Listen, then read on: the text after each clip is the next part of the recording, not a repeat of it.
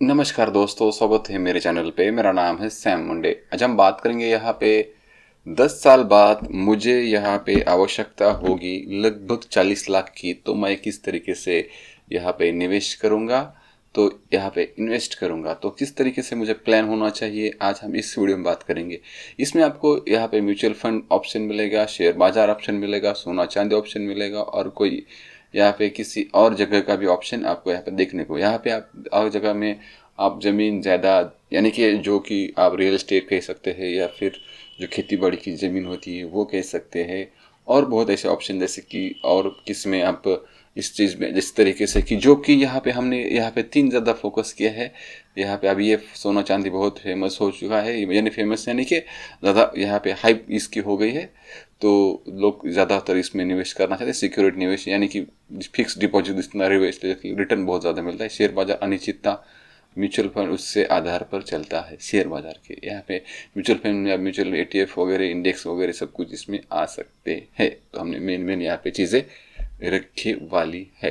यहाँ पे ये इंटरेस्टिंग बात होगी कि इस यहाँ पे जो कि या फिर किसी और जगह, या यानी कि आप यहाँ के फ्लैट में कर सकते हैं। समझो अच्छा लोकेटेड फ्लैट है, आप 10 साल आज के लिया, 10 साल बाद आपने बेच दिया, तो आपको यहाँ पे हो सकता है कि इसकी जो ने आपको यहाँ पे लगभग कम, यहाँ पे इस किसी और में आपको यहाँ पे पैसे अभी देने पड़ेंगे। यानी कि समझो यहाँ पे मैंने एक फ्लैट ले लिया जो कि 2 BHK था किसी बिल्डिंग में, तो मुझे लगभग उसका अभी रेट चल रहा है उसका, समझो अभी यहाँ पे हम 10 लाख रुपए होंगे।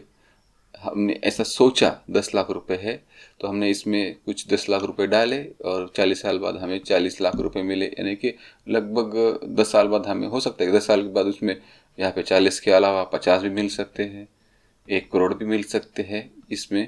लेकिन पैसा आपको यहाँ पे 10 लाख रुपए डालना पड़ेगा। इसमें क्या है, आप स्टेप बाय स्टेप पैसे डाल सकते हैं। यानी कि यहाँ से 500 रुपये के से भी आप यहाँ पे इसमें निकल सकते हैं। यानी 500 रुपये से भी आप म्यूचुअल फंड में डाल सकते हैं, स्टॉक में डाल सकते हैं। इस तरीके से 10 लाख रुपये आपको डालने की ज़रूरत नहीं है, आपकी जेब से 10 लाख रुपये नहीं जाएंगे। तो थोड़ा सा ये इस तरीके से हो सकता है। तो चलिए यहाँ पे वीडियो को स्टार्ट करते हैं, देख लेते हैं आगे क्या मिलने वाला है आपको। तो हमने यहाँ पे थोड़ा सा आपके सामने कुछ रखे वाले हैं।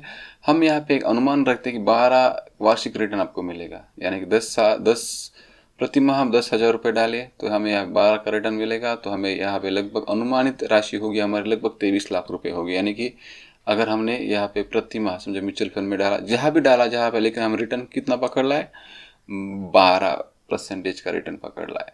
तो यहाँ से 12 से अगर ऊपर होता है समझो, तो हमारी जो कि अवधि है वो कम हो सकती है। यानी 12 के अगर 12% रहते तो हमें यहाँ पे लगभग 40 लाख बनाने के लिए हमें लगभग 18,000 का इन्वेस्ट महीने का करना पड़ेगा। यानी कि महीने का हमें 18,000 का इन्वेस्ट करना पड़ेगा।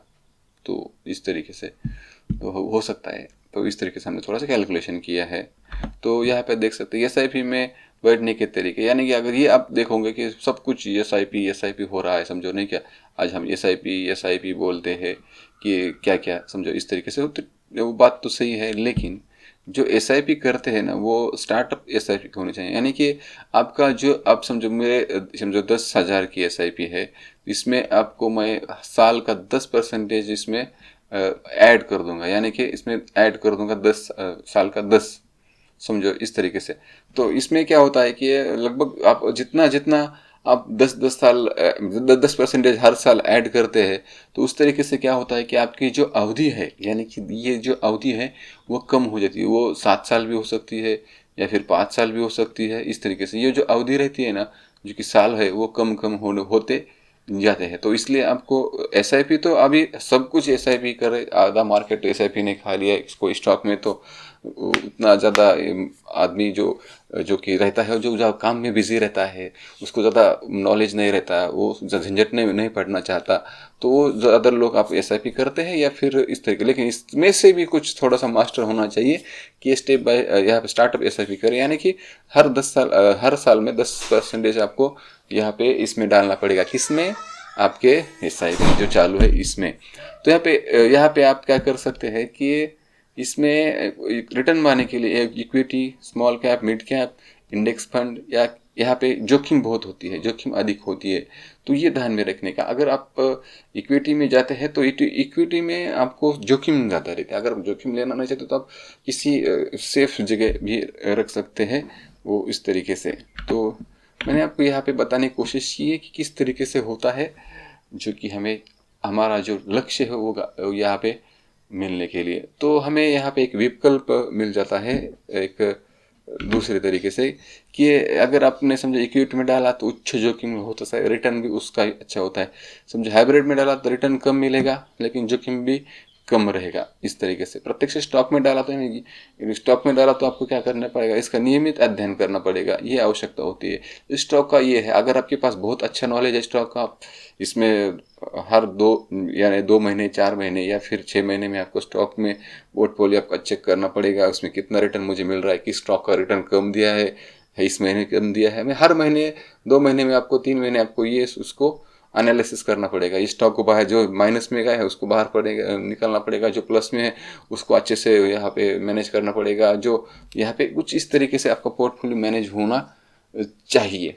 इस तरीके से अगर आपको सुरक्षित विकल्प चाहिए तो वो तो बहुत बढ़िया है। सुरक्षित विकल्प आप यहाँ पे लिख सकते हैं कि ये जो सुरक्षित विकल्प है इसमें आप यहाँ पे फिक्स्ड डिपॉजिट, ये तो बहुत बढ़िया है। पीपीएफ एनपीएस बॉन्ड में यहाँ पे मौजूदा स्थिति का तुलना में रिटर्न आपको कम मिलेगा लेकिन आपकी सुरक्षा अधिक रहेगी। यानी समझो मुझे 100 रुपये डाले हैं तो मुझे 100 रुपये ही मिलने वाले हैं या फिर उससे ऊपर मिलने वाले हैं, लेकिन 100 रुपये से मुझे माइनस यानी कि 1 रुपया भी नीचे मुझे नहीं मिलने वाला है। तो इसे हम कहते हैं जो कि यहाँ पे सुरक्षित विकल्प, यानी कि एक सेफ इन्वेस्टमेंट, जो कि रिटर्न हमें नहीं चाहिए। रिटर्न को कुछ भी हो, रिटर्न मिला ना मिला हम उतना नहीं, लेकिन जितने मैंने अमाउंट डाली है वो उतनी ही रहनी चाहिए।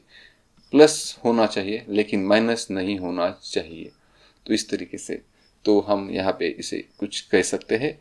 तो हो सकता है कि अभी 10 साल बाद आपको 20 रुपये सिर्फ मिले 100 रुपये डालने के बाद, लेकिन वही आपने म्यूचुअल फंड में डाले तो इसके आप 60 रुपये भी कमा सकते हैं, 50 कमा सकते हैं, 80 कमा सकते हैं। तो इस तरीके से, या फिर 100 में से 100 कमा सकते हैं, कोई बात नहीं है, कुछ भी हो सकता है। अच्छा स्टॉक में अगर डाले तो आपका उसका रिटर्न 50 से भी अधिक 100 यानी 100% भी रिटर्न मिल सकता है, मिल चुका है पिछले कुछ दिनों में या फिर पिछले कुछ सालों में, पिछले कुछ समय में। तो इस तरीके से निवेश के बारे में हमने बताया कि अगर हमारे पास 40 लाख रुपए होंगे तो हम किस तरीके से इन्वेस्ट हमें चाहिए, इन्वेस्ट कैसे करना चाहिए कि 40 लाख हमें जल्द से जल्द मिल जाए।